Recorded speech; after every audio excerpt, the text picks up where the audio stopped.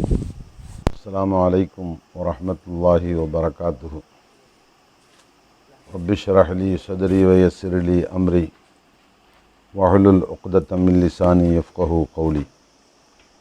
الحمد لله رب العالمين، الصلاة والسلام على سيد المرسلين وعلى آله وصحبه أجمعين. أما بعد، فقد قال الله سبحانه تعالى في القرآن العظيم والفرقان المجيد: يا أيها الذين آمنوا كتب عليكم الصيام كما كتب على الذين من قبلكم لعلكم تتقون. وقال رسول الله صلى الله عليه وسلم: من لم يدع قول الزور والعمل به فليس لله حاجة في أن يدع طعامه وشرابه أو كما قال صلى الله عليه وسلم. அன்புமிக்க அருமை பெரியோர்களே, அன்பார்ந்த அருமை சகோதரர்களே, புனிதமிக்க ரமலான் மாதத்தின் 6ஆம் நாள் இரவை நாம் அடைந்திருக்கின்றோம். இந்த நல்ல சந்தர்ப்பத்தில் 7ஆம் நாள் இரவை நாம் அடைந்திருக்கின்றோம். இந்த நல்ல சந்தர்ப்பத்தில் ரமலான் மாதத்தில் நாம் அடைந்து கொள்ள வேண்டிய அரும்பெரும் பாக்கியங்கள் எவை என்பதில் முதன்மையானது மஃபிரத் என்ற மன்னிப்பு. நம் கடந்த கால வாழ்க்கையை தூய்மைப்படுத்துவதற்கு, அந்த வாழ்க்கையில் நிகழ்ந்துவிட்ட பாவங்கள் மன்னிக்கப்பட வேண்டும். அதற்கு அல்லாஹ்விடத்தில் நாம் மஃபிரத் என்ற மன்னிப்பை பெற வேண்டும். இதை குறித்து நேற்றைய தினம் நாம் பார்த்தோம். இன்று ரமலான் மாதத்தில் நாம் அடைய வேண்டிய 2வது முக்கியமான பாக்கியம் எது என்பதை சிந்தித்து பார்க்கின்றோம். அன்புக்குரியவர்களே, ரமலானில் நாம் அடைய வேண்டிய 2வது பாக்கியம் தக்வா என்ற இறையச்சம். அல்லாஹு ரப்புல் ஆலமீன் ரமலானில் நோன்பை கடமையாக்கியதற்கு அடிப்படை காரணமாகவே இந்த தக்வாவைத்தான் அல்லாஹு குறிப்பிடுகின்றான். யா ஐயுஹல்லதீன ஆமனு, இறை நம்பிக்கை கொண்ட மூமீன்களே, குத்திப அலைக்குமுஸ் ஸியாமு கமா குத்திப அலல்லதீன மின் கபலிக்கும், உங்களுக்கு முன் இருந்தவர்கள் மீது கடமையாக்கப்பட்டது போன்று உங்கள் மீதும் நோன்பு கடமையாக்கப்பட்டிருக்கிறது. ஏன்? லஅல்லக்கும் தத்தகூன், நீங்கள் முத்தகீன்களாக, இறையச்சம் உள்ளவர்களாக ஆக வேண்டும் என்பதற்காக. அப்படியென்றால் ரமலான், இந்த நோன்பு நமக்கு தக்வா என்ற இறையச்சத்தை ஏற்படுத்துகிறது. அதை உண்டாக்க வேண்டும், ஏற்படுத்த வேண்டும் என்பதற்காகத்தான் நோன்பு கடமையாக்கப்பட்டது என்று அல்லாஹு குறிப்பிடுகின்றான்.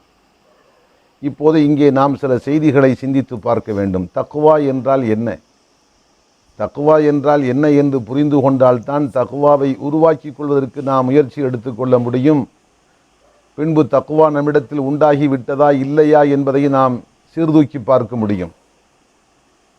ஆனால் தக்வா என்றால் என்னவென்றே ஒருவனுக்கு தெரியவில்லை என்று சொன்னால் அவன் அதை உருவாக்கி கொள்ளவும் முடியாது. உருவாகி விட்டதா இல்லையா என்பதை சீர்தூக்கி பார்க்கவும் முடியாது. ஆக தக்வா என்று சொன்னால் சாதாரண பழக்கத்தில் இறை அச்சம், பயபக்தி என்று குறிப்பிடுகின்றார்கள். அது என்ன இறையச்சம்? அது என்ன பயபக்தி? அதற்கு என்ன விளக்கம்? ஹதரத் உமர் இப்னுல் ஹத்தாப் ரலியல்லாஹு அன்ஹு அவர்கள் ஒரு முறை தன் தோழர் கஅபுல் அஹ்பார் ரலியல்லாஹு அன்ஹு அவர்களிடத்தில், உபய் இப்னு கஅப் ரலியல்லாஹு அன்ஹு அவர்களிடத்தில் இதற்கு விளக்கம் கேட்டார்கள்.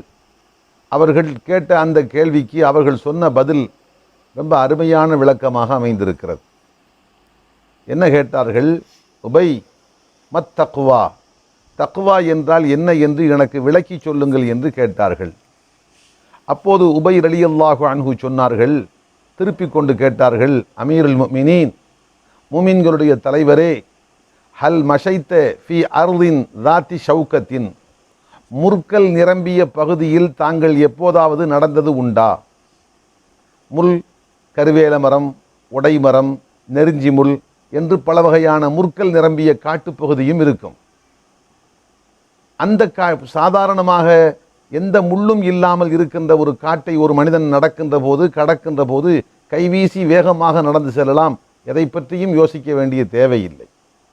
ஆனால் அடர்ந்த மரங்கள் இருக்கின்றன, அல்லது முள்ளுகள் விரவி கிடக்கின்றன, உடை முள்ளோ அல்லது கருவேல முற்களோ அல்லது நெருஞ்சி முள் இது போன்றவை விரவி கிடக்கின்ற ஒரு காட்டுப்பகுதி, அந்த இடத்தில் கைவீசி விரைந்து ஒரு மனிதன் நடக்க முடியுமா என்றால் நிச்சயமாக நடக்க முடியாது.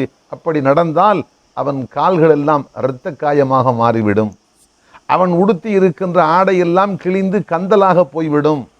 அவனுடைய மேனி எல்லாம் கோரைகளாக அந்த மரங்களுடைய கிளைகளால் இழுக்கப்பட்டு கோரை இரத்த கோரையாக மாறிவிடும். ஆகவே அந்த முற்கள் நிரம்பிய பகுதியில் நடக்கின்ற போது அவன் மிகுந்த எச்சரிக்கையோடு நடந்து செல்ல வேண்டும். ஆகவே இந்த கேள்வி கேட்டவுடன் ஹதரத் அமீருல் முஃமினீன் ஹதரத் உமர் இப்னுல் கத்தாப் ரலியல்லாஹு அன்ஹு சொன்னார்கள், நான் அப்படிப்பட்ட காட்டில் நடந்திருக்கின்றேன். உடனே உபை ரலியல்லாஹு அன்ஹு கேட்டார்கள், எப்படி நடந்தீர்கள்? அதுபோன்ற முற்கள் நிரம்பிய பகுதியை கடந்த போது தாங்கள் எப்படி நடந்தீர்கள் என்று கேட்டார்கள். அப்போது ஹதரத் அமீருல் முஃமினீன் உமர் இப்னுல் கத்தாப் ரலியல்லாஹு அன்ஹு சொன்னார்கள், நான் ஒவ்வொரு காலையும் எடுத்து வைக்கின்ற போது நான் எந்த இடத்தில் கால் வைக்கப் போகின்றேனோ அந்த இடத்தில் முற்கள் ஏதும் கிடக்கிறதா என்று பார்த்து முள் இல்லை என்று திட்டவட்டமாக தெரிந்தால்தான் கால் எடுத்து வைப்பேன். முற்கள் இருந்தால் அந்த இடத்தில் நான் கால் வைக்க மாட்டேன். எச்சரிக்கையாக ஒவ்வொரு எட்டையும் எடுத்து வைப்பேன். 1. 2, என்னுடைய ஆடைகளை எல்லாம் இறுக்கி பிடித்து மண்ணி பிடித்து என் உடலோடு இறுக சேர்த்து கொள்ளுவேன். 3, என் உடலில் அந்த முள்ளு கொப்புக்கள் பட்டு கோரையாக காயமாக ஆகிவிடாமல் எச்சரிக்கையாக நான் நடந்து செல்லுவேன். இப்படி சொன்னவுடன் உபை ரலியல்லாஹு அன்ஹு சொன்னார்கள், வதாக்க தக்வா யா அமீரல் முஃமினீன், முஃமின்களுடைய தலைவரே, இதற்கு பெயர் தான் தக்வா. எதற்கு பெயர்? முற்கள் நிரம்பிய பகுதியில் நடந்து செல்லுகின்ற போது காலிலோ அல்லது ஆடையிலோ உடலிலோ முற்களால் பாதிப்பு ஏற்பட்டுவிடக்கூடாது என்பதற்காக முன்னெச்சரிக்கையான முறையில் எப்படி தரையை பார்த்து ஆடைகளை மண்ணி பிடித்து கொண்டு மேனியில் பட்டுவிடாமல் மிகுந்த எச்சரிக்கையோடு அந்த காட்டை நடந்து கடந்து செல்வீர்களோ அதற்கு பேர்தான் தக்வா. ஆம், இது போன்றுதான் நாம் வாழுகின்ற இந்த உலகம் பாவ முற்கள் நிரம்பியது. கண்ணால் பார்த்தால் பாவம், ஆபாசமான காட்சிகள் தெரிகிறது. எத்தனையோ பார்க்கக்கூடாத ஹராமான விஷயங்கள் கண்ணிலே படுகிறது. பேசினால் பாவம், பொய் வருகிறது, புறம் வருகிறது. பாவமாக தடுக்கப்பட்ட எத்தனையோ விஷயங்களை நாவால் பேசிவிடுகின்றோம். காதால் நிகழுகின்ற பாவம், உண்ணுகின்ற உணவிலே பாவம், சம்பாதிக்கின்ற சம்பாத்தியத்தில் பாவம், எண்ணுகின்ற எண்ணங்களில் பாவம். இப்படி எத்தனையோ வகையான பாவ முற்கள் நிரம்பிய காடுதான் இந்த உலகம். ஆனால் மனிதன் விரும்பியோ விரும்பாமலோ பிறப்பில் இருந்து மௌத்து வரைக்கும் கண்டிப்பாக இந்த பாவ முற்கள் நிரம்பிய இந்த காட்டை மனிதன் கடந்தே தீர வேண்டும்.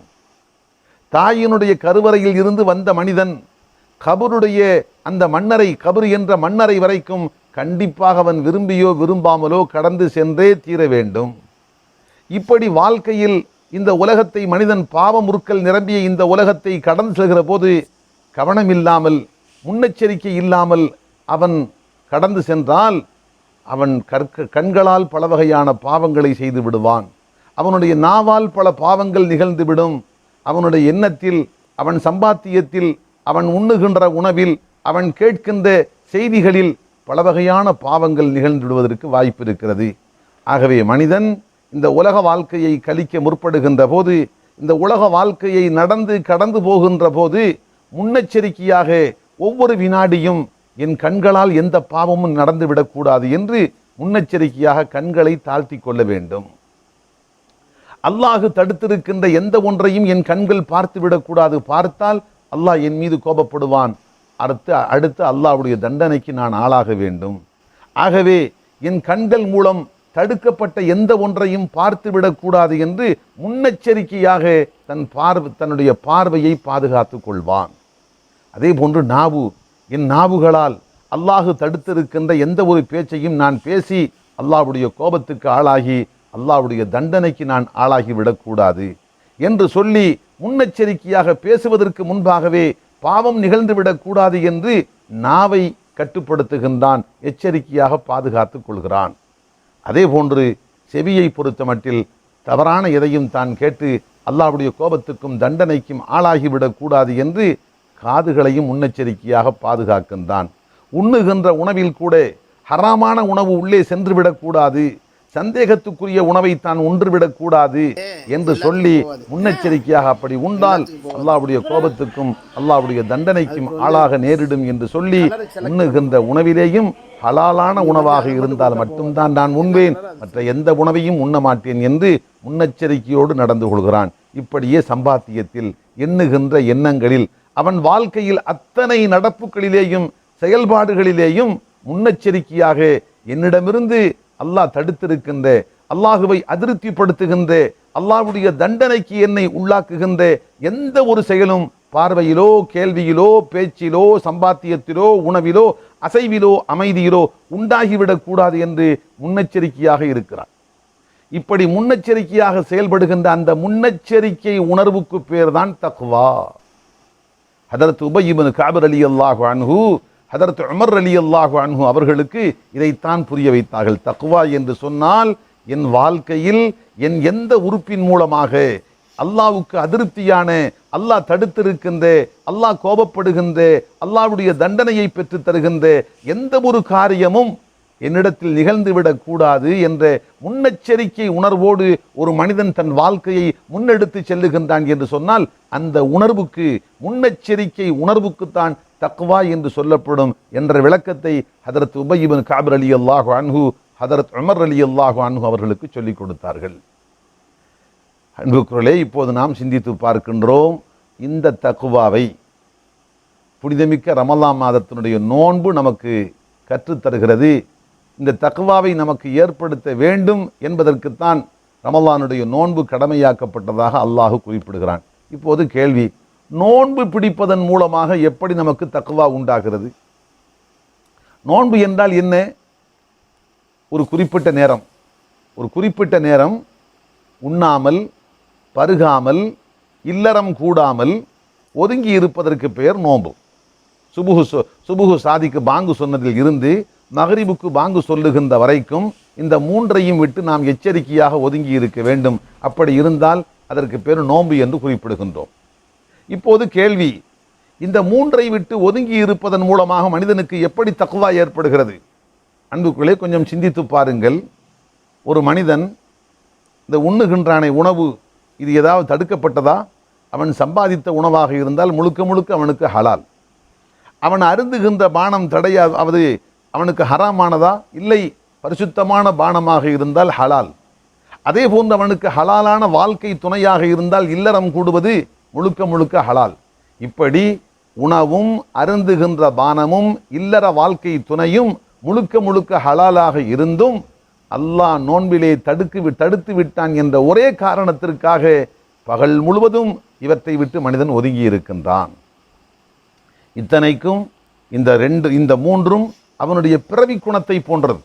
அதாவது பிறந்ததில் இருந்து உண்டு கொண்டிருக்கிறான், பிறந்ததில் இருந்து அவன் தண்ணீரை குடித்து கொண்டிருக்கின்றான். அவனுக்கு எப்போது பால் உணர்வு உந்துதல் ஏற்பட்டதோ அன்றில் இருந்து அவன் இல்லற வாழ்க்கையில் தொடர்பு வைத்திருக்கின்றான்.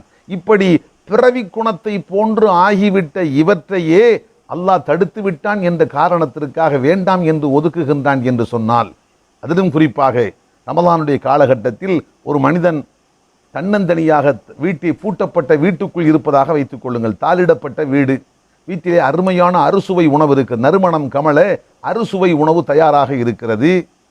உண்ண வேண்டும் என்ற ஆசையும் வருகிறது. ஆனால் அந்த உணவின் பக்கம் அவன் கை நீள மறுக்கிறது. அதே போன்று அருமையான குடிபானம் இருக்கிறது, குடிக்க வேண்டும் என்ற என்ன துடிப்பு இருக்கிறது. ஆனாலும் அதை எடுப்பதற்கு கைகள் நீள மறுக்கின்றன. அதே போன்று ஒரு ஆடவன் தன்னுடைய அன்பான மனைவி அருகில் இருக்கின்றார், அவரோடு இல்லறம் கூடுவதற்கு விருப்பம் இருக்கிறது. ஆனாலும் அந்த காரியத்தை செய்வதற்கு அவர் முன்வரவில்லை. என்ன காரணம்? வீட்டுக்குள்ளே தாளிடப்பட்ட வீடு, உண்டாலோ பருகினாலோ இல்லறம் கூடினாலோ வெளி உலகத்தில் யாருக்கும் தெரிய போவதில்லை. வெளியில் வந்து தான் நோன்பாளியை போன்று காட்டிக்கொள்ளலாம். அப்படி இருந்தும் தன்னை நோன்பாளி என்று எல்லோரும் ஏற்றுக்கொள்வார்கள் என்று இருந்தும் மனிதன் உண்பதும் இல்லை, பருகுவதும் இல்லை, இல்லறம் கூடுவதும் இல்லை. காரணம், ஊரில் யாரும் என்னை பார்க்கவில்லை, ஊரும் உலகமும் என்னை பார்க்கவில்லை. ஆனால் என்னை படைத்த நாயன் அல்லாஹ் என்னை பார்த்து கொண்டிருக்கிறான். எந்த ரப்பு என் மீது நோன்பை கடமையாக்கிவிட்டு உண்ணாதே, பருகாதே, இல்லறம் கூடாதே என்று தடை விதித்தானோ அந்த ரப்பு என்னை பார்த்து கொண்டிருக்கிறான். அந்த ரப்பு என்னை கண்காணித்து கொண்டிருக்கின்றான். அவனுடைய பார்வையில், அவனுடைய கண்காணிப்பில் நான் இருக்கின்ற போது, நான் வீட்டுக்குள் தாளிடப்பட்ட வீட்டுக்குள் இருந்தாலும் சரி, நான் எப்படி அதை எடுத்து உண்பேன், நான் எப்படி எடுத்து பருகுவேன், நான் எப்படி இல்லறம் கூடுவேன் என்று அல்லாஹ்வுடைய பார்வைக்கு பயந்து, அல்லாஹ்வுடைய கண்காணிப்பில் இருக்கின்றோம் என்பதை உணர்ந்து அந்த காரியங்களை செய்யாமல் பின்வாங்குகின்றான். ஹதரத் இமாம் ராஸி ரஹ்மத்துல்லாஹி அலைஹி அவர்களிடத்தில் ஒரு கேள்வி முன்வைக்கப்பட்டது. எப்படி, சரி இது சாப்பிடுவது இல்லறம் இந்த ரெண்டை மட்டும் ஒதுங்குகின்ற காரணத்தால் எப்படி மனிதனுக்கு தக்வா ஏற்படும் என்று கேட்கப்பட்டது. அப்போது அவர்கள் சொன்னார்கள், மனிதனுக்கு ஏற்படுகின்ற பசியில் இந்த வயிற்று பசி என்பதும் உடல் பசி என்பதும் வலிமையானது, ரொம்ப கடுமையானது. மனிதனுக்கு பசி வந்து விட்டால் 10 பறந்துவிடும் என்பார்கள். அதே போன்று ஒரு மனிதனுக்கு பால் உணர்வு தேட்டம் ஒரு எல்லையை தாண்டிவிட்டால் அவன் என்ன செய்கின்றான் என்று அவனுக்கும் புரியாது. மனிதனுக்கு இருக்கக்கூடிய தாகங்களிலேயே, பசிகளிலேயே கடுமையான பசி இந்த வயிற்று பசி என்பதும் உடல் பசி என்பதும். ஆனால் கண்ணுடைய பசி இந்த ரெண்டோடு ஒப்பிட்டு பார்க்கிற போது சாதாரணமானது. காதுக்கு உள்ள பசி, மற்ற நாவுக்கு உள்ள பசி எல்லாம் சாதாரணமானது. இப்போது நோன்பில் மனிதனுக்கு இருக்கக்கூடிய வலிமையான பசி அந்த வயிற்று உடல் சார்ந்த பசி, இந்த பசியையே என்னை படைத்த ரப்புல் ஆலமீன் எனக்கு தடை விதித்து விட்டான் என்ற ஒரே காரணத்திற்காக, யாரும் பார்க்காமல் இருக்கின்ற போது இந்த 2 பசிகளையும் என்னால் தீர்த்து கொள்ள முடியும். நான் தீர்த்து கொண்டால் ஊருக்கும் உலகத்துக்கும் தெரியாது என்று இருந்தாலும் என்னை படைத்த நாயன் என்னை பார்த்து கொண்டிருக்கிறான் என்ற ஒரே காரணத்திற்காக அவற்றை தீர்த்து கொள்ள அவன் அஞ்சுகிறான், வேண்டாம் என்று பின்வாங்குகிறான். அப்படி என்று சொன்னால் இதைவிட சாதாரணமான பசிதான் கண்ணுக்குள்ள பசி, நாவுக்கு உள்ள பசி, காதுக்கு உள்ள பசி எல்லாம்.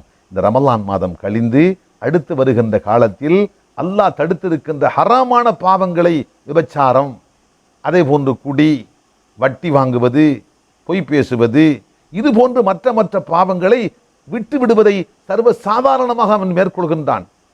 காரணம், ஹலாலான இந்த உணவையே நான் விட்டேனே, ஹலாலான இல்லறத்தையே நான் விட்டு விட்டேனே. ஆனால் இது ஹராமானது, திருடு, விபச்சாரம் என்பது ஹராமானது, கொலை என்பது ஹராமானது, வட்டி என்பது ஹராமானது. இவற்றை என் ரப்பு தடுத்துவிட்டு நான் அவற்றை செய்கின்றேனா என்று உன்னிப்பாக என்னை கண்காணித்து கொண்டிருக்கிறான். அவனுடைய கண்காணிப்பில் நான் இருக்கின்ற போது எப்படி இந்த பாவங்களை மீறி நான் செய்வேன்? நான் ஒருபோதும் செய்ய மாட்டேன்.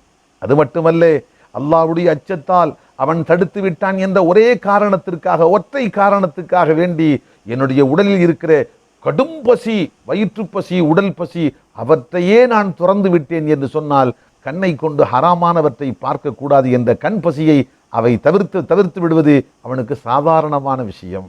நாவுக்கு ஏற்படுகின்ற ஹராமான பசியை தவிர்த்து விடுவது அவனுக்கு சாதாரணமான விஷயம். இப்படியே மற்ற விஷயங்கள்.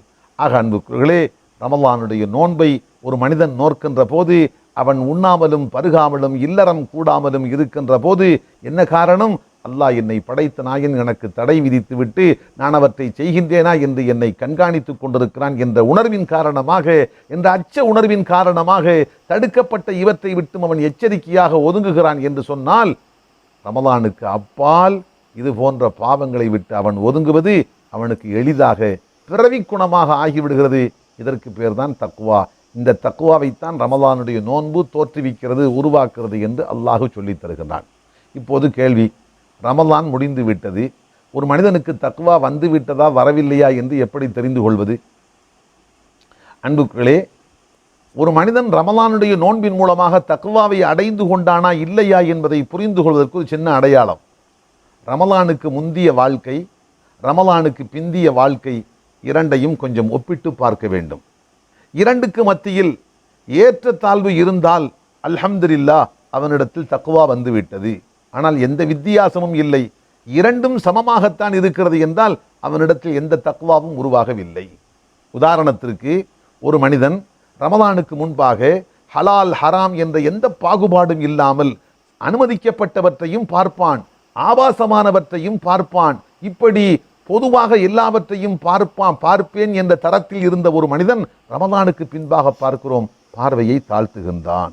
நான் ஹராமானவற்றை பார்க்க மாட்டேன், ஆபாசமானவற்றை ஏறெடுத்து நான் பார்க்க மாட்டேன், என்னை படைத்த நாயன் அல்லாஹ் என்னை தடுத்து விட்டு என்னை கண்காணித்து கொண்டிருக்கிறான், ஆகவே நான் என் பார்வையை தாழ்த்தி கொள்வேன் என்று பார்வையை தாழ்த்துகிறான் என்று சொன்னால் அவனிடத்தில் கண்ணளவில் தக்வா வந்துவிட்டது.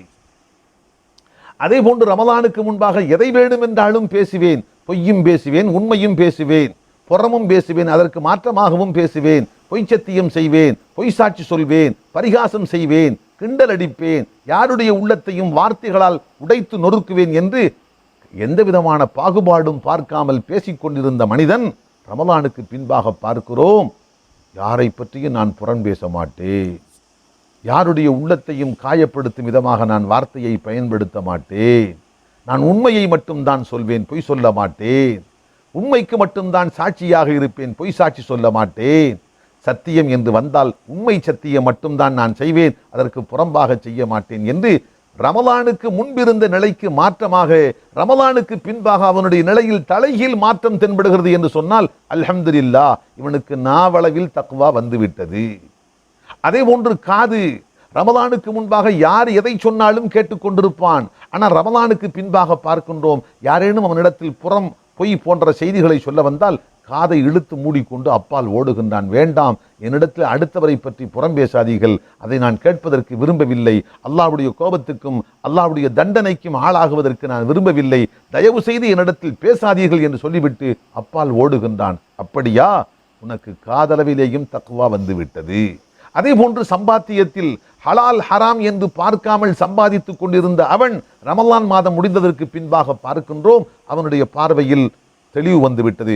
ஹலாலாக இருந்தால் மட்டும்தான் அந்த வியாபாரத்தில் ஈடுபடுவேன், ஹராம் என்று சொன்னால் எத்தனை கோடி கிடைக்கும் என்று இருந்தாலும் சரி எனக்கு தேவையில்லை என்று சொல்லிவிட்டு அவன் ஒதுங்குகிறான். ஹலாலை மட்டும்தான் மேற்கொள்கின்றான், ஹராமை விட்டு எச்சரிக்கையாக ஒதுங்குகிறான் என்றால் அவனுடைய சம்பாத்தியத்திலேயும் தக்வா வந்துவிட்டது. அதே போன்று உணவு, ரமலானுக்கு முன்பாக எந்த உணவை கொண்டு போய் வைத்தாலும் சரி அது ஹலாலான உணவா ஹராமான உணவா, ஹலாலான சம்பாத்தியத்தில் தயாரிக்கப்பட்டதா ஹராமான சம்பாத்தியத்தில் தயாரிக்கப்பட்டதா என்ற எந்த பாகுபாடும் பார்க்காமல் முன்னால் கொண்டு வந்து வைக்கப்படுகின்ற எல்லாவற்றையும் அவன் எடுத்து உண்ணுகின்ற பழக்கத்தை கொண்டிருந்தவன் ரமலானுக்கு பின்பாக பார்க்கிறோம் அவனுக்கு முன்பாக ஒரு உணவு கொண்டு போய் வைக்கப்படுகின்ற போது அவன் சிந்திக்கின்றான், இது ஹலாலான உணவா ஹராமான உணவா, அல்லாஹ்வுடைய திருநாமம் சொல்லி அறுக்கப்பட்ட பிராணியா, அல்லாஹ்வுடைய திருநாமம் சொல்லாமல் மாற்றார்களால் அறுத்து சமைக்கப்பட்ட உணவா இது? ஒன்று. இரண்டு, ஹலாலான சம்பாத்தியத்தை கொண்டு வாங்கப்பட்ட உணவா அல்லது ஹராமான சம்பாத்தியத்தை கொண்டு வாங்கப்பட்ட உணவா? இப்படி ஹலால் ஹராம் என்று சிந்தித்து திட்டவட்டமாக அனுமதிக்கப்பட்ட ஹலாலான உணவு என்று தெரிந்தால் மட்டும்தான் அதை எடுத்து உண்பதற்கு முன் வருகின்றான். ஹராம் என்று தெரிந்தாலோ அல்லது சந்தேகத்துக்குரிய உணவு என்று அவன் சந்தேகப்பட்டாலோ அப்படியே ஒதுக்கி விடுகின்றான். அது எத்தனை அறுசுவை உணவாக இருந்தாலும் சரி எனக்கு தேவையில்லை என்று சொல்லி அந்த உணவை ஒதுக்கி விடுகின்றான் என்றால் அவனுக்கு குடலை பொறுத்து உண்ணுகின்ற இறைப்பையை பொறுத்த மட்டில் தக்வா வந்துவிட்டது. ஆக இப்படி ரமலானுக்கு பின்பாக ஒரு மனிதனிடத்தில் தக்வா வந்து விட்டதா இல்லையா என்பதை தெரிந்து கொள்வதற்கு அவனுடைய ரமலானுக்கு முந்திய வாழ்க்கையை ரமலானுக்கு பிந்திய வாழ்க்கையோடு ஒப்பிட்டு பார்க்கின்ற போது தலைகீழ் மாற்றம் இருக்கிறது என்று சொன்னால் அல்ஹம்துலில்லாஹ் அவனுக்கு தக்வா வந்து விட்டது என்று பொருள். ஆனால் எந்த மாற்றமும் இல்லை, எந்த திருத்தமும் இல்லை, எந்த முன்னேற்றமும் இல்லை. ரமலானுக்கு முன்பாக எப்படி இருந்தானோ அப்படித்தான் ரமலானுக்கு பின்பாக இருக்கின்றான். ஹலால் ஹராம் என்று பார்க்காமல் என்று பாகுபடுத்தாமல் பார்ப்பான். ரமலானுக்கு பின்பாகவும் அப்படித்தான் பார்க்கிறான். ஹலால் ஹராம் என்று பார்க்காமல் சம்பாதிப்பான், உணவை உண்ணுவான். அதுபோன்றுதான் ரமலானுக்கு பின்பாகவும் ஹலால் ஹராம் என்று பாகுபடுத்தாமல் உண்ணுகின்றான், சம்பாதிக்கின்றான், கேள்வி காது வழியாக கேட்கின்றான், உள்ளத்தின் வழியாக எண்ணுகின்றான், அறிவால் சிந்திக்கின்றான். எந்த மாற்றமும் இல்லை என்று சொன்னால் அன்புகளே புரிந்து கொள்ள வேண்டும், இவனிடத்தில் ரமலான் மாதத்தின் மூலம் ரமலானில் நோற்ற நோன்புகளின் மூலம் இவனிடத்தில் எந்த தக்வாவும் உருவாகவில்லை. ஏதோ பேருக்கு நோன்பு என்ற பேரில் பசியோடு இருந்திருக்கிறான். தாகத்தோடு இருந்திருக்கிறான், அவ்வளவுதான். அந்த பசியை கொண்டும் தாகத்தை கொண்டும் இல்லறம் துறந்திருந்ததை கொண்டும் எந்த தக்வாவை அடைய வேண்டுமோ அந்த தக்வாவை இவன் அடையவில்லை. ஆக அன்புக்குரியவர்களே, தக்வாவை நாம் தெளிவாக புரிந்து கொள்ள வேண்டும். இந்த இடத்தில் இதையும் புரிந்து கொள்ள வேண்டும். சிலருடைய நிலை பரிதாபகரமான நிலை. எப்படி? ரமலானுக்கு முந்திய பிந்திய நிலைகளை ஒப்பிட்டு பார்க்கின்ற போது முன்னேற்றம் இருந்தால் தக்வா உண்டு என்றும், எந்த மாற்றமும் திருத்தமும் முன்னேற்றமும் இல்லை என்று சொன்னால் தக்வா இல்லை என்று சொன்னோம். ஆனால் ஒரு சிலருடைய வாழ்க்கையில் இதையும் விட நிலைமை மோசமாக இருக்கிறது. என்ன மோசம்? ரமலானுக்கு முன்பாக என்ன இருந்ததோ அது கூட இப்போ ரமலானுக்கு பின்பாக இல்லை. ஏதோ ஓரளவுக்காவது ஹலால் ஹராம் பார்க்கின்ற பழக்கம் இருந்தது. பார்வையில், கேள்வியில், சம்பாத்தியத்தில், உணவில் மற்றும் உண்டானவற்றில் ஓரளவுக்காவது இது ஹலாலா ஹராமா என்று பார்க்கின்ற பழக்கம் ரமலானுக்கு முன்பாக இருந்தது ஒரு மனிதனிடத்தில். ஆனால் ரமலான் முடிந்ததற்கு பின்பாக பார்த்தால் அந்த பழக்கம் கூட இப்போது இல்லாமல் அழிந்து விட்டது. இப்போது ரமலானுக்கு முந்திய நிலையை விட அவனுடைய நிலைமை ரொம்ப மோசமாகிவிட்டது. அப்படி என்று சொன்னால் இவன் ரமலானின் மூலம், ரமலானுடைய நோன்பின் மூலம் தக்வாவை அடையவில்லை என்பது மட்டுமல்ல, ரமலான் மாதத்தில் அல்லாஹ்வுடைய சாபத்துக்கு இவன் உள்ளாகி இருக்கிறான், சாபக்கேட்டை அள்ளி கட்டி கொண்டிருக்கிறான் என்று அதற்கு பொருள். அதனால் தான் ரமலானுக்கு முன்பாக இருந்த அந்த ஒரு பண்பட்ட நிலை கூட, பக்குவப்பட்ட அந்த நிலை கூட ரமலானுக்கு பின்பாக அவனிடத்தில் இல்லை. ஆக அன்புக்குள்ளே நாம் தெளிவாக புரிந்து கொள்ள வேண்டும். தக்வா என்ற இறையச்சத்தை தோற்றுவிப்பதற்காக வேண்டித்தான் நோன்பை கடமையாக்கி இருக்கின்றேன் என்று அல்லாஹ் குறிப்பிடுகின்றான். அந்த தக்வா நோன்பின் மூலமாக எப்படி உருவாகிறது என்பதை புரிந்து கொள்ள வேண்டும். அந்த தக்வா ஒரு நோன்பாளியிடத்தில் உண்டாகி விட்டதா இல்லையா என்பதை ரமலான் முடிந்ததற்கு பின்பாக முந்திய பிந்திய இரண்டு வாழ்க்கையை ஒப்பிட்டு பார்க்கின்ற போது நாம் புரிந்து கொள்ள வேண்டும். அடுத்த அன்புக்குள்ளே இங்கே ஒரு விஷயத்தை புரிய வேண்டும். தக்வா என்பது மனிதன் அடையக்கூடிய குணங்களிலேயே தலையான குணம், முதன்மையான குணம். இதற்கு மேல் ஒரு சிறந்த குணம் இல்லை. தக்வா வந்துவிட்டது என்று சொன்னால் அவனிடத்தில் எல்லாம் வந்துவிட்டது. தக்வா இல்லை என்று சொன்னால் அவனிடத்தில் ஒன்றுமே இல்லை என்று சொல்லலாம். அதனால் தான் குர்ஆனிலே அல்லாஹ் குறிப்பிடுகின்றான், சில சில தன்மைகள் இந்த நமது உம்மத்துக்கு அல்லாஹ் ஏவி இருப்பான், இதற்கு முந்திய உம்மத்துகளுக்கு அல்லாஹ் ஏவி இருக்க மாட்டான். வேறு சில குணங்கள் முந்திய சமுதாயத்துக்கு அல்லாஹ் ஏவி இருப்பான், நமக்கு அவற்றை கடைபிடிக்கும்படி அல்லாஹ் ஏவி இருக்க மாட்டான். ஆனால் சில தன்மைகள் இருக்கிறது, உலகத்தில் தோன்றிய அத்தனை சமுதாயத்திற்கும் இதை கடைபிடிக்க வேண்டும் என்று அல்லாஹ் வலியுறுத்துவான். உதாரணமாக தௌஹீத். அல்லாஹ் ஒருவன் தான் உங்களை படைத்தவன், அவன்தான் உங்கள் எஜமானன், அவன் ஒருவனைத்தான் நீங்கள் வணங்க வேண்டும், அவனுக்கு நிகராக இந்த வையகத்தில் யாரும் எதுவும் இல்லை என்ற இந்த இறையியல் கோட்பாடு, ஏகத்துவ கோட்பாடு இருக்கிறதே, இது ஆதம் அலைஹிஸ்ஸலாம் காலத்தில் இருந்து முஹம்மதுர் ரசூலுல்லாஹ் ஸல்லல்லாஹு அலைஹி வஸல்லத்தினுடைய காலம் வரைக்கும் எல்லா சமுதாயத்துக்கும் அல்லாஹ் ஏவி இருக்கிறான். எல்லா நபிமார்களும் இதை போதித்திருக்கிறார்கள். இதை ஏற்றுக்கொண்டால் தான் யாருக்கும் மோட்சம், இதை மறுத்தால் அவன் நிரந்தர நரகவாதி. எப்படி தௌஹீத் என்ற இந்த ஏகத்துவத்தை அல்லாஹ் இந்த உலகத்தில் தோன்றிய அத்தனை சமுதாயங்களுக்கும் கட்டாயம் என்று போதித்திருக்கிறானோ, அதே போன்றுதான் தக்வா என்ற இந்த இறையச்சத்தை அல்லாஹ் இதற்கு முந்திய சமுதாயங்களுக்கும் அல்லாஹ் கட்டாயம் என்று வலியுறுத்தினான். இந்த உம்மத்துகளாகிய உம்மத்திய முஹம்மதியாக்களாகிய நமக்கும் அந்த தக்வா அவசியம், கட்டாயம் கடைபிடிக்க வேண்டும் என்று அல்லாஹ் வலியுறுத்துகிறான். இதிலேயே தக்வா என்பதனுடைய முக்கியத்துவத்தை நாம் உணரலாம். 1. 2, ஒரு மனிதனிடத்தில் தக்வா வந்துவிட்டது என்று வைத்துக் கொள்ளுங்கள், அதனுடைய பலன் என்ன? அல்லாஹு அக்பர். தக்வா வந்து விட்டதா, அவனுடைய வாழ்க்கையின் நெருக்கடி அத்தனையும் நீக்கப்படும்.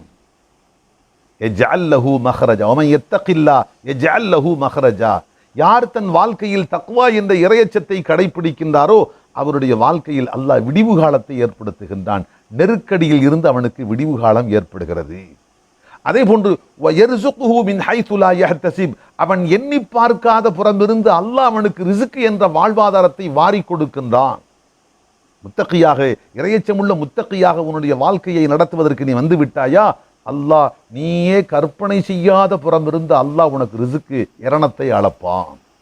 அது மட்டுமல்ல, உன்னுடைய பாவங்கள் மன்னிக்கப்பட்டு போகும், உன்னுடைய அந்தஸ்துகள் உயர்த்தப்படும், அல்லாஹ்வுக்கு நெருக்கமான அன்பனாக இருப்பாய், சொர்க்கத்தில் உனக்கு இடம் இருக்கிறது, நரகத்தை விட்டு நீ பாதுகாக்கப்படுகின்றாய், நற்காரியங்கள் எல்லாம் உனக்கு எளிதாக ஆகிவிடும், பாவகாரியங்களை கைவிடுவது உனக்கு ரொம்ப லேசாக ஆகிவிடும்.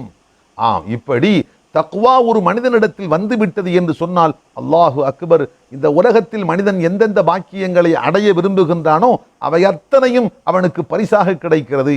நாளை மௌத்துக்கு பிந்திய நிரந்தரமான மறுமை வாழ்க்கையில் என்ன என்ன பேறுகளை பெற வேண்டும் என்று அவன் ஆசைப்படுவானோ அத்தனை பேறுகளும் சிந்தாமல் சிதறாமல் அவனுக்கு கிடைக்கப் போகிறது, தக்வா வந்துவிட்டது என்ற காரணத்தால்.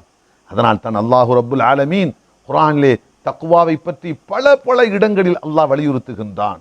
இன்னும் சொல்ல போனால் தக்வாவிலே உச்சமான தக்வாவை அல்லாஹ் வலியுறுத்துகிறான். எப்படி? யா அய்யுஹல்லதீன ஆமனு தக்குல்லாஹ் ஹக்க துகாத்திஹி வலா தமூதுன்ன இல்லா வ அன்தும் முஸ்லிமூன். இறை நம்பிக்கை கொண்ட மூமின்களே, அல்லாஹ்வுக்கு எந்த அளவுக்கு நீங்கள் அஞ்ச வேண்டுமோ அந்த அளவுக்கு நீங்கள் அஞ்சுங்கள். சுப்ஹானல்லாஹ். சிலரை பார்த்தால் சித்தருமை பார்த்தால் கூட பயப்படுவார்கள். சித்தரும்புக்கு கடித்து விடக்கூடாது. தேன் குளவியை பார்த்தால் அதற்கும் பயப்படுவார்கள். நாயை பார்த்தால் நாய்க்கு பயப்படுவார்கள். சிலர் பாம்பை பார்த்தால் பாம்புக்கு பயப்படுவார்கள். சிலர் சிங்கத்துக்கு இதெல்லாம் பயம் என்ற பேரில் இருந்தாலும் தரம் எல்லாம் ஒன்றல்ல. சித்தரும்பை கண்டு அஞ்சுகின்ற ஒருவன் தேன் குளவியை கண்டு அஞ்சுகின்ற அச்சம் ரெண்டும் ஒன்றல்ல. நாகத்தை கண்டு அஞ்சுகின்ற அச்சம் சமமல்ல. சிங்கத்தை கண்டு அவன் விரண்டு ஓடுகின்றான் உயிரை காத்துக் கொள்வதற்காக. எல்லாம் ஒரே தரம் இல்லை. இப்படி அச்சம் என்ற பேரில் யாவும் ஒன்றாக இருந்தாலும் அச்சத்தின் தரத்தை பொறுத்த மட்டில் ஏற்றத்தாழ்வு இருக்கிறது. இதே அமைப்பில் தான் அல்லாஹ் சொல்கிறான், அகிலத்தை படைத்தாளுகின்ற அல்லாஹ், வானம் பூமி அத்தனையும் அவனுடைய கையிலே, அவனுக்கு சொந்தமானது. அப்படிப்பட்ட ரப்புல் ஆலமீனுக்கு நீங்கள் எப்படி அஞ்ச வேண்டுமோ அந்த அளவுக்கு அஞ்சுங்கள். அது எப்படி? அல்லாஹ்வுக்கு அஞ்ச வேண்டிய முறையில் அஞ்சுவது என்றால் அல்லாஹுவை ஒருபோதும் மறக்கக்கூடாது. என்றும் அல்லாஹ்வுடைய நினைவோடு இந்த உலகத்தில் வாழ வேண்டும். நமக்கு நினைவு தெரிந்த நாளில் இருந்து சக்கராத்துனுடைய மடியேறுகின்ற வரைக்கும் ஒவ்வொரு வினாடியும் நம் நெஞ்சத் திரையில் அல்லாஹ்வுடைய நினைவு பசுமையாக இருக்க நம் வாழ்க்கையை நாம் முன்னெடுத்து செல்ல வேண்டும். ஒருபோதும் அல்லாஹுவை மறக்கக்கூடாது. 1. 2, ஒருபோதும் அல்லாஹ்வுக்கு மாறு செய்யக்கூடாது. அல்லாஹ்வுடைய உத்தரவுகளுக்கு நம்முடைய வாழ்க்கையில் என்றும் கட்டுப்பட்டு பணிந்து நடந்தோம் என்பதுதான் சரித்திரமாக இருக்க வேண்டும். மாறு செய்தோம் என்பது ஒரு நாளும் வரக்கூடாது. அதே போன்று அல்லாஹ் நமக்கு செய்திருக்கின்ற அருட்கொடைகளை எல்லாம் எண்ணி பார்த்து, அல்லாஹ் நமக்கு செய்திருக்கின்ற நியமத்துக்கள் என்ற அருட்கொடைகளை சிந்தித்து பார்த்து அவற்றுக்கெல்லாம் நன்றி செலுத்துகின்றவர்களாக நாம் இருக்க வேண்டும். ஒருபோதும் நன்றி கெட்ட விதமாக நாம் நடந்துவிடக்கூடாது. இப்படி அல்லாஹ்வை மறவாமல் நினைவு கொள்ள வேண்டும். அல்லாஹ்வுடைய உத்தரவுகளுக்கு மாறு செய்யாமல் அல்லாஹ்வுடைய உத்தரவுகளுக்கு கட்டுப்பட்டு நடக்க வேண்டும். அல்லாஹ் கொடுத்திருக்கின்ற அருட்கொடைகள் நியமத்துகளுக்கு நன்றி உள்ளவர்களாக நாம் வாழ வேண்டும். நன்றி கெட்டவர்களாக வாழக்கூடாது. இப்படியெல்லாம் நடந்து கொண்டால் அதற்கு பெயர் அல்லாஹ்வுக்கு அஞ்ச வேண்டிய முறையில் அஞ்சி கொண்டோம் என்று குறிப்பிடுகின்றார்கள். ஆக அன்புகளே, புனிதமிக்க இந்த ரமலான் மாதத்தில் நாம் அடைந்து கொள்ள வேண்டிய அரும்பெரும் பாக்கியங்களில் முக்கியமான 2வது பாக்கியம் தக்வா என்ற இறையச்சம் என்று அல்லாஹு ரப்புல் ஆலமீன் நமக்கு சொல்லித் தருகின்றான். அந்த தக்வாவை எப்படி அடைந்து கொள்ள வேண்டும் என்பதை இதன் மூலமாக நாம் புரிந்து கொள்கிறோம். ஒரு மனிதனுடைய வாழ்க்கையில் தக்வா வந்து விட்டது என்று சொன்னால் அவனுடைய வாழ்க்கை எப்படி இருக்கும் என்பதற்கு சரித்திரத்தில் ஒரு சான்று பார்க்கிறோம். இஸ்லாமிய வரலாற்றில் மாமன்னர் ஹாரூன் ரஷீத் பாதுஷா, அல்லாஹு அக்பர், இந்த உலகத்தில் மாபெரும் பரப்பளவை தன் காலடியில் வைத்திருந்த ஒரு மா மன்னர் ஹாரூன் ரஷீத் பாதுஷா. அந்த ஹாரூன் ரஷீத் பாதுஷா ஒரு நாள் தன்னுடைய படை பட்டாளங்களோடு நகர்வலம் புறப்படுகின்றார். ஆம், பல்லாயிரக்கணக்கான இராணுவ வீரர்கள் புடைசூழ அவர் வலம் வருவதற்காக தன்னுடைய இருப்பிடத்தில் இருந்து புறப்படுகிறார். அப்படி புறப்பட்டு முன்னால் அணிவகுத்து இராணுவ வீரர்கள் போய்க் கொண்டிருக்கிறார்கள். பின்னாலும் இராணுவம் நாலாபுறங்களையும் புடைசூழ மன்னர் நடுவிலே வந்து கொண்டிருக்கிறார். ஒரு குறிப்பிட்ட இடத்திற்கு வந்தபோது அங்கே ஒரு யூதன், சாமானியப்பட்ட ஒரு யூதன் எதிர்பட்டான். அந்த யூதன் சொன்னான், ஹலீஃபா அந்த ஹாரூன் ரஷீத் பாதுஷாவை பார்த்து, இத்தகில்லா, அல்லாஹ்வுக்கு பயந்து கொள்ளுங்கள் என்று சொன்னான். இவ்வளவுதான். இந்த வார்த்தையை கேட்டவுடன் ஹாரூன் ரஷீத் பாதுஷா மாமன்னர் சட்டென்று தன்னுடைய வாகனத்தில் இருந்து கீழே இறங்கினார். தரையிலே நடந்து வந்து ஒரு ஓரத்தில் சென்று மண்ணாலான தளவரிசை சாதாரண மண் தளத்திலே நெற்றியை தரையில் வைத்து சுஜூது செய்கிறார். நீண்ட நேரம் சுஜூதிலே இருந்துவிட்டு பின்பு தலையை உயர்த்தி தன்னுடைய அரச பிரதானிகளிடத்தில் சொன்னார், இவருடைய தேவை என்ன என்று கேட்டு தேவையை நிறைவேற்றி கொடுங்கள் என்று சொன்னார். நகர்வளவெல்லாம் முடிந்து திரும்பியதற்கு பின் அரண்மனைக்கு வந்ததற்கு பின் அந்த மந்திரி பிரதானி கேட்டார், மன்னர் மன்னா, ஒரு சாதாரண யூதன், மாற்று மதத்தை சார்ந்தவர், உங்கள் மீது காழ்ப்புணர்ச்சி கொண்டவன், அவன் உங்களை அல்லாவுக்கு பயந்து கொள் என்று சொன்னதற்காக வேண்டி இத்தனை பரிவாரத்தோடு முன்னேற்பாடுகளோடு ஆரவாரத்தோடு புறப்பட்ட நீங்கள் தன் வாகனத்தில் இருந்து சட்டென்று கீழே இறங்கி தரையிலே போய் மண்ணிலே போய் புனிதமான நெற்றியை தரையிலே வைத்து சுஜூது செய்தீர்களை, நெடுநேரம் சுஜூது செய்துவிட்டு அடுத்து அவனுடைய தேவை என்ன என்று கேட்டு நிறைவேற்றி கொடுக்க சொன்னீர்களே, சாதாரணமாக அவனுடைய தேவை என்ன என்று கேட்டு அதை நிறைவேற்றி கொடுங்கள் என்று சொல்லிவிட்டு போய்கொண்டே இருந்திருக்கலாமே, ஏன் இப்படி செய்தீர்கள் என்று கேட்டார். அப்போது ஹாரூன் ரஷீத் பாதுஷா சொன்னார், அவர் அல்லாஹுவை பயந்துகொள் என்று சொன்னவுடன் குர்ஆனுடைய ஒரு திருவசனம் எனது ஞாபகத்துக்கு வந்தது. என்ன திருவசனம்? குர்ஆனிலே அல்லாஹ் சொன்னான், இதா கீல லஹும் இத்தகில்லாஹ அஹதத்துஹுல் இஸ்ஸத்து ஹஸபு ஜஹன்னம். அவர்களுக்கு அல்லாஹுவை பயந்து நடந்து கொள் என்று சொன்னால் அஹதத்துஹுல் இஸ்ஸத்து, சுயமரியாதை பற்றி கொள்ளும். யாரை பார்த்து சொன்னாய்? என்னை பார்த்தா இறைவனுக்கு பயந்து நட சொன்னாய் என்று சொன்னாய்? உன் வேலையை பார்த்து கொண்டு போ, எனக்கு சொல்வதற்கு உனக்கு என்ன தகுதி இருக்கிறது, தரம் இருக்கிறது என்றெல்லாம் எதிர்வாதம் பேசுவார்கள். அல்லாஹ்வுக்கு பயந்து கொள் என்று சொன்னால் சுயமரியாதை அவர்களை பிடித்து கொள்ளும். பிரஸ்டீஜ், அவங்களுடைய அந்தஸ்து அவர்களை பற்றி கொண்டு அந்த வார்த்தைக்கு மதிப்பளிப்பதற்கு, அந்த வார்த்தைக்கு கட்டுப்படுவதற்கு அவர்களுக்கு இடம் கொடுக்க மாட்டாது என்று சொல்லிவிட்டு அல்லாஹ் சொல்றான், இப்படிப்பட்டவர்களுக்கு ஹஸபு ஜஹன்னம், நரகத்து நெருப்பு போதுமானது. அல்லாஹுவை பயந்து கொள் என்று சொல்லப்படுகின்ற போது அந்த வார்த்தையை உதாசீனப்படுத்துகின்றான் சுயமரியாதையின் காரணமாக.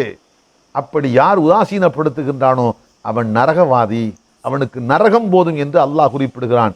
அந்த வார்த்தை எனக்கு ஞாபகம் வந்தது. அதனால் தான் நான் அவன் அல்லாஹுவை பயந்து கொள் என்று சொன்னவுடன் அடுத்த வினாடி என்னுடைய குதிரையை விட்டு கீழே இறங்கி பூமியில் நடந்து சென்று மண் தரையிலே சுஜூது செய்துவிட்டு நான் அல்லாஹுக்கு முன்பாக காட்டுகிறேன், அல்லாஹ், நான் சுயமரியாதையின் காரணமாக அவன் சொல்லை உதாசீனப்படுத்தியவன் அல்ல, உதாசீனப்படுத்தவில்லை, அவன் சொன்ன வார்த்தைக்கு கட்டுப்பட்டு நான் பணிந்து நடக்கின்றேன் என்று அல்லாஹ்வுக்கு முன்பாக நான் இறையச்சம் உள்ளவன் என்று காட்டுவதற்காக அந்த காரியத்தை செய்தேன் என்று சொன்னார். மந்திரிக்கு அப்படி அதிர்ச்சியாக இருந்ததை கேட்டுவிட்டு ஆச்சரியமாக இருந்தது. ஆம் அன்புக்குள்ளே, அல்லாஹுவின் திருத்தூதர் ஸல்லல்லாஹு அலைஹி வஸல்லம் ஒரு நாள் இரவிலே படுக்கையில் ரொம்ப நீண்ட நேரம் தூக்கம் வராமல் புரண்டு புரண்டு புரண்டு படுத்துக்கொண்டே இருக்கிறார்கள். நெடுநேரம் ஆகிவிட்டது.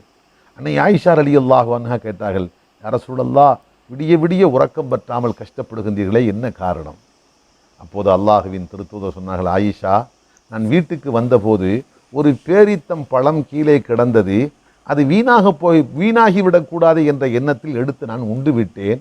ஆனால் உண்டதற்கு பின்பாகத்தான் எனக்கு யோசனை வந்தது, இது எனக்கு அனுமதிக்கப்பட்ட ஹலாலான பழமா அல்லது தடுக்கப்பட்ட ஹராமான பழமா? காரணம், அல்லாஹுவின் தூதரை பொறுத்தமட்டில் சில பொருட்கள் அன்பளிப்பாக வரும், அதை அவர்கள் சாப்பிடலாம். ஆனால் ஜக்காத்து என்றோ சதக்கா தர்மம் என்ற பேரிலோ ஏதாவது பொருள் வந்தால் அது அல்லாஹுவின் தூதருக்கும் அவர்கள் குடும்பத்தாருக்கும் பயன்படுத்துவது ஹராம். அதுபோன்று ஜக்காத்தாக சதக்காவாக வந்த பொருட்களை அல்லாஹுவின் தூதர் ஏழை எளிய சஹாபாக்களுக்கு பங்கிட்டு கொடுத்துடுவார்கள். தான் அதில் ஒரு துரும்பை கூட எடுக்க மாட்டார்கள். இது பெருமானாருடைய ஒரு தனிச்சட்டம், விசேஷமான சட்டம், நமக்கல்ல.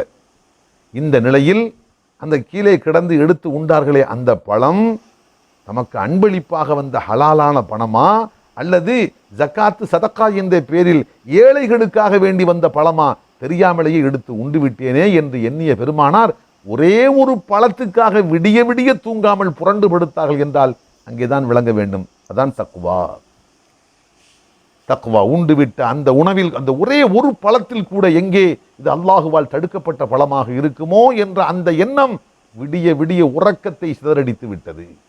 அதற்கு பின் பெருமானாருடைய நிலையை பற்றி அன்னை ஆயிஷா ரலியல்லாஹு அன்ஹா குறிப்பிடுகிறார்கள். பெருமானார் சொல்லுவார்கள், நான் வீட்டுக்கு வருகின்றேன், அப்போது பேரித்தம்பழம் கீழே கிடக்கிறது, அதை எடுத்து உண்ண வேண்டும் என்று எனக்கு ஆசையும் வருகிறது, ஆனாலும் நான் உண்ணுவதில்லை. காரணம், ஒருவேளை அது ஜக்காத்து சதக்காவுடைய நிதியில் பட்டதாக இருக்கலாம் என்ற காரணத்தால் அதை நான் எடுத்து உண்பதில்லை என்று அல்லாஹுவின் திருத்தூதர் ஸல்லல்லாஹு அலைஹி வஸல்லம் சொல்றார். ஆக அன்புகளே, சுருக்கமாக புனிதமிக்க ரமலான் மாதத்தில் நாம் அடைந்து கொள்ள வேண்டிய பெரும் பாக்கியம் தக்வா. இந்த தக்வா ஒரு மனிதனுக்கு வந்து விட்டதுன்னு சொன்னால் இனி மவுத்து வரைக்கும் இருக்கக்கூடிய எஞ்சி இருக்கின்ற காலம் அது புனிதம் பெற்றுவிடும். ஏன்? எஞ்சி இருக்கின்ற காலத்தில் பாவத்தை விட்டு தடுப்பதற்குரிய மிகப்பெரிய சாதனம் தான் தக்வா.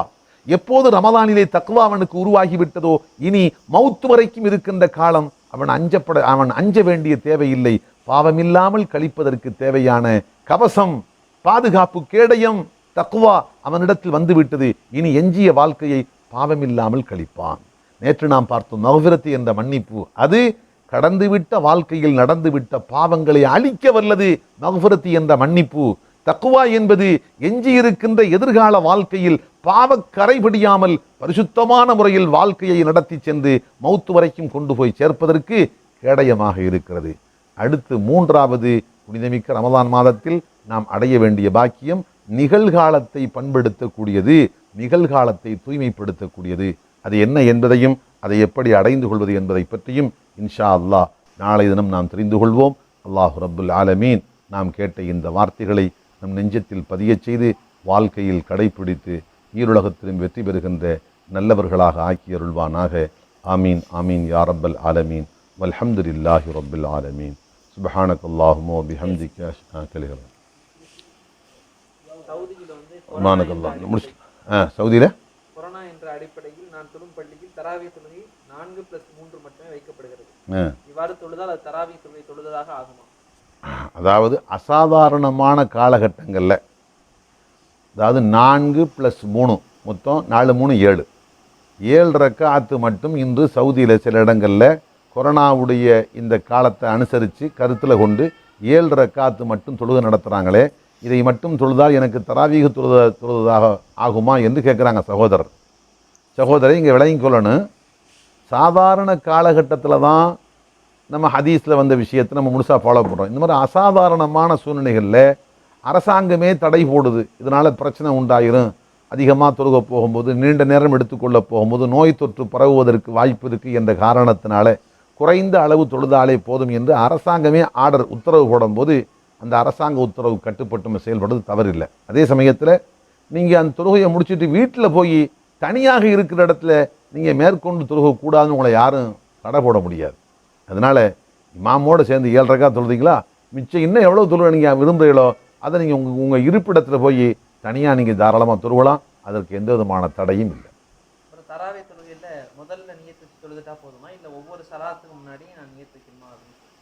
தொழுகையை பொறுத்த மட்டும் ஏற்கனவே 2 தினங்களுக்கு முன்பாக கேட்கப்பட்டது மாதிரி ஒவ்வொரு நாளும் நோன்புக்கு நியத்து செய்யணுமா அல்லது 30 நாளைக்கும் சேர்த்து நியத்து வச்சா போதுமா அப்படிங்கிற மாதிரி ஒவ்வொரு 2 ரக்காத்துக்கும் நியத்து வச்சாலும் கூடும்.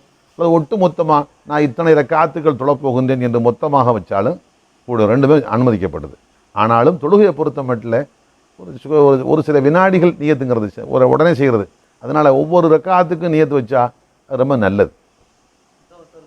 கடன் கொடுத்தவர் வந்து அவகாசம் கொடுத்திருக்காராம். இந்த நிலையில பிறருக்கு தர்மம் செய்வது சிறந்ததா இல்ல அந்த கடனை அடைக்கிறது சிறந்ததா? அதாவது நமக்கு கடனை அடைக்கிறதுக்கு முடியும் என்று இருந்தால் கடனை அடைப்பதற்கு தான் முதலிடம் கொடுக்கணும். ஏண்டா தர்மம் செய்யாமல் மௌத்தா போயிட்டு அல்லாஹ் நம்ம குற்றம் பிடிக்க மாட்டான். ஆனால் பட்ட கடனை அடைக்காமல் மௌத்தா போயிட்டோமாக்க அல்லாஹ் குற்றம் பிடிப்பான். அதனால பட்ட கடனை அடைப்பதற்கு அவர் அவகாசம் கொடுத்திருந்தாலும் அந்த கடனை உடனடியாக நம்மளால் அடைச்சிட முடியும் இருந்தால் டக்குன்னு கடனை அடைச்சி முடிச்சு போகலாம். அதே சமயத்தில் அவகாசம் கொடுக்கப்பட்டிருக்கிறதுனால அந்த அவகாசத்தை பயன்படுத்தி கொண்டு தர்மம் செய்கிறதுனால அந்த குறிப்பிட்ட அவகாசத்தில் குறிப்பிட்ட அந்த தவணையில் கடனை அடைப்பதற்கு தடையேதும் ஏற்பட மாட்டாது என்று இருந்தால் தர்மமும் செய்யலாம், குறிப்பிட்ட தவணை முடிகின்ற போது கடனை அடைக்கவும் செய்யலாம். ஆனால் இப்போ தர்மம் செய்கிறதுனால குறிப்பிட்ட அந்த தவணையில் கடனை அடைப்பதற்கு தடை ஏற்படும் என்று இருந்தால் தர்மம் செய்யக்கூடாது, கடனை அடைக்கணும்.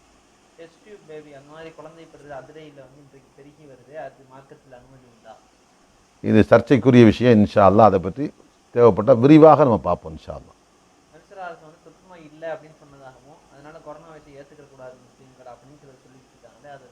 சிலர் சொல்கிறது தவறான செய்தி.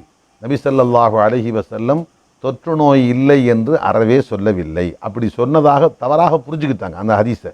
லா அதுவா வலா துயரத்தை அப்படின்னு தொற்று நோய் இல்லை, அது பறவை ஜோஷியம் இல்லை, நட்சத்திரத்தை கொண்டு குறிபார்ப்பது என்பது இல்லை, ஆந்தையை வைத்து குறிபார்ப்பது என்பது இல்லை என்றெல்லாம் சொன்னாங்களே.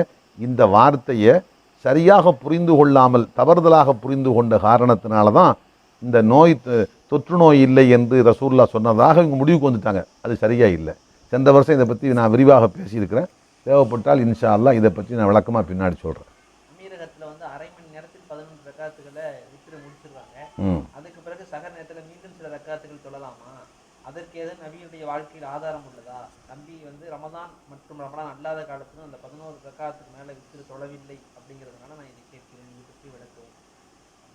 அதாவது நபி ஸல்லல்லாஹு அலைஹி வஸல்லம் தொழவில்லைன்னு சொல்கிறாப்புல, அதே சமயத்தில் ஹதீஸில் எப்படி ஹதரத் இப்னு தைமியா ரஹ்மத்துல்லாஹி அலைஹி என்ன சொல்கிறாங்க, வலம் யுஹத்தித் அததர் ரக்காத்தி, இரவு கால தொழுகையின் எண்ணிக்கையை, ரக்காத்துக்களுடைய எண்ணிக்கையை நபி ஸல்லல்லாஹு அலைஹி வஸல்லம் வரையறை செய்யவில்லை.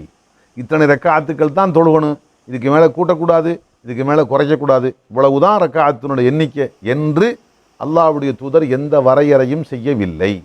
அதனால் 8 ரக்காத்தம் தொழுவணும், அதுக்கு மேலே தொழுகக்கூடாது என்று சொல்கிறதும் தவறு தான். 20 ரக்காத்தம் தொழுவணும், அதை விட குறைக்கக்கூடாது என்று சொல்கிறதும் தவறு தான். ரசூல்லா காலத்தில் எப்படி சொல்லுதாங்கன்னா, இஷாவுக்கு பின்னாடி தொழுக ஆரம்பித்தாங்கண்டா ஒவ்வொரு ரக்காத்தையும் 200 வசனங்களை கொண்ட சூரத்துக்களை எல்லாம் ஓதிக்கிறாங்க. ஒரு ரக்காத்தில் 200 வசனங்களை கொண்ட அத்தியாயம். இப்போ எந்த அளவுக்கு போகும்? சஹருக்கு 4 மணி 3 மணி சஹர் செய்யக்கூடிய நேரம் முடிஞ்சிருமோ என்று அஞ்சுகின்ற அளவுக்கு அந்த இரவு காலத்தில் அவ்வளவு நீண்டதாக இருந்திருக்கு. அந்த மாதிரி நீண்ட சூரத்துகள் ஓதும் போது ரக்காத்துக்களை ஒரு ஆள் குறைச்சிக்கிட்டாருங்கன்னா தப்பு இல்லை, 8 ரக்காத்துலனா போதும். ஆனால் இப்போ நம்ம காலத்தை பொறுத்த மட்டும் மொத்தம் ஒரு ரக்காத்தில் ஓதுறது 10 ஆயத்து 15 ஆயத்து தான். ஒரு 1.5 மணி நேரத்தில் எல்லாம் முடிஞ்சு போச்சு. அப்போ அங்கே போய் நீங்கள் 8 சொல்லினாக்க 20 நிமிஷத்துக்கு தொழிட்டு போயிடுவாங்க, 20 நிமிஷம் தான். அதனால் அளவு ஓதுகின்ற குர்ஆனுடைய அளவு குறைகின்ற போது ரக்காத்தினுடைய எண்ணிக்கைகளை கூட்டிக் கொள்ள வேண்டும். ஓதுகின்ற குர்ஆனுடைய அளவு கூடுகின்ற போது ரக்காத்துடைய எண்ணிக்கைகளை குறைத்து கொள்ளலாம். இதுதான் ஹதரத் இப்னு தைமியா ரஹ்மத்துல்லாஹி அலைஹி குறிப்பிடுகின்ற முடிவான செய்தி. அல்ஹம்துலில்லாஹ். இன்ஷா அல்லாஹ் மற்ற விஷயம் நாளை பார்ப்போம். சுப்ஹானக அல்லாஹும்ம வ பிஹம்திக அஷ்ஹது அன் லா இலாஹா இல்லா